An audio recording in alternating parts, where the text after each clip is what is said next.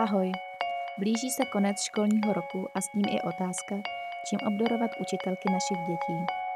Já osobně mám ráda praktické dárky a proto mám na seznamu mezi dárky látkové tašky. Na šití budeme potřebovat nějakou látku.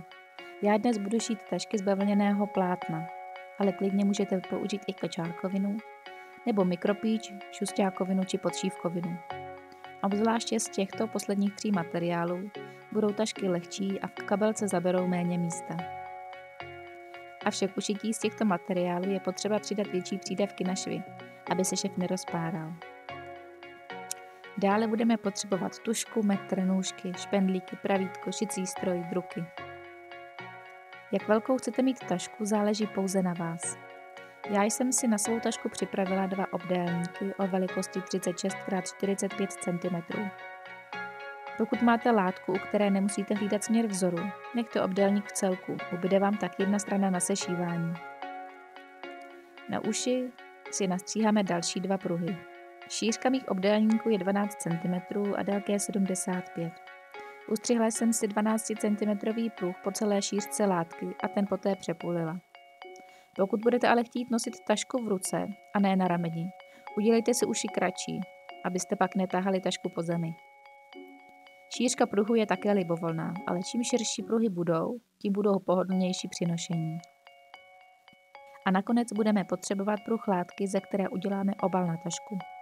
Tento pruh látky je dlouhý asi 60 cm a jeho šířka je 1/3 z šířky obdélníku na tašku, plus 2 cm na přídavky na švy. Nejdříve si tedy připravím tento obal. Přeložím pruh látky lícem na líc na půl, vystřihnu si oblouček a sešiji po celém obvodu. Před koncem si nechám pár centimetrů na přetočení do líců. Ještě než obal přetočím do líců, podžehlím si ho z jedné strany vlizelínem. Tento krok dělám proto, že budu dělat zapínání na druk, tak aby se látka zpevnila a druk se nevytrhnul. K zapínání kapsičky ale můžete také použít suchý zip či knoflík. Aby byl oblouček po přetočení hezky do kuleta, je třeba mu udělat nástřihy, buď rovné nebo do písmene V, anebo oblouček obstřihnout entlovacími nůžkami. Dále si připravím uši k tašce. Pruhy látek poskládám tímto způsobem a zažehlím.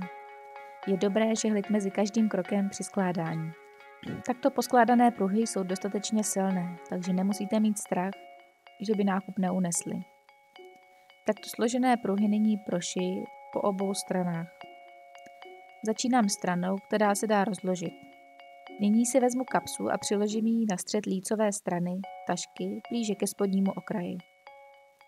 Kapsu si na přední díl našpendlím a udělám si značku. Takovouhle linku asi 20 cm od spodního okraje obalu. Kapsu poté přišiji po obou stranách obalu a po vyznačené lince. Spodní hranu ani zaoblenou část kapsy prošívat nebudu. Tak, uši i obal máme připravený a tak můžeme začít tašku sešívat. K sešití tašky použiji francouzský steh, takže pak budou švy krásně začištěné. Ale klidně můžete sešít obdélníky z drubové strany k sobě a kraje začistit overlockem či cikcakem. Při šití francouzským stehem si položím na sebe oba hlavní díly tašky rubem na rub, sešpendlím a sešiji obě boční a spodní strany z líců k sobě, ve vzdálenosti asi 3 mm od kraje. Pokud byste dělali přídavky větší, tak je nyní odstřihněte, přibližně 3 mm. Tašku přetočte do rubu, zažehlete a opět prošijte, nyní asi půl centimetru od kraje. Pokud byste si nechali předtím větší přídavky, nyní musíte také šít až za nimi, jinak by byly po přetočení vidět ve švu. Rovnou si zahnu horní okraj tašky, nejdříve o 1 cm a poté o 2 cm do rubu a zažehlím. V dalším kroku si našpendlím, kde chci mít uši. Já jsem si odměřila od bočního švu 8 cm a uši přišpendlila od značky směrem do středu tašky. Tento krok si před přišitím uší ještě raději zkontrolujte. Posunuté ucho se pak na ušité tašce špatně maskuje. Přišpendlené uši nyní k tašce přišiji tak, že prošiji spodní okraj přeložení. Po prošití spodní části lemu ještě prošij vrchní okraj tašky. Ale ještě než to udělám, přetočím uši nahoru a prošij okraj i přes ty uši, které budou tak 2krát prošité a směřovat směrem nahoru. Já už takto tašku nechám, mám odzkoušeno, že i tak uši unesou těžký nákup. Ale pokud si nejste jistí, můžete každý konec pruhu zajistit prošitím obdélníčku s křížkem uprostřed. V posledním kroku už jen připevním druky a mám hotovo. Pokud se vám líbí možnost uklizené tašky v kapsičce, ale nelíbí se vám kapsa přidělaná na lícové straně tašky, tak přicházím s dalším tipem, a to kapsičkou, která je schovaná uvnitř tašky. Vytvořila jsem si kapsičku, která je opět široká jako 1/3 tašky. Začistila jsem jeden okraj a u druhého okraje jsem si nechala přesah.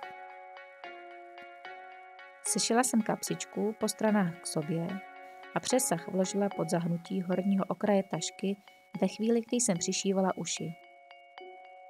Když tašku skládám, vyndám si kapsičku z tašky ven. Tašku složím a vložím do kapsičky.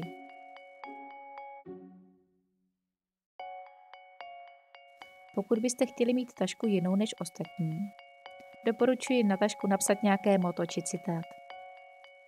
Taška poté dostane přidanou hodnotu. Já na tašky psala třeba takovéto mota a musím říct, že měly opravdu úspěch. Text na tašky můžete napsat fixami či gylovými barvami na textil, anebo pokud máte plotter, vyřízněte nápisy na něm. Tašky pak budou vypadat profesionálně. Tak a toto už je dnes ode mě vše.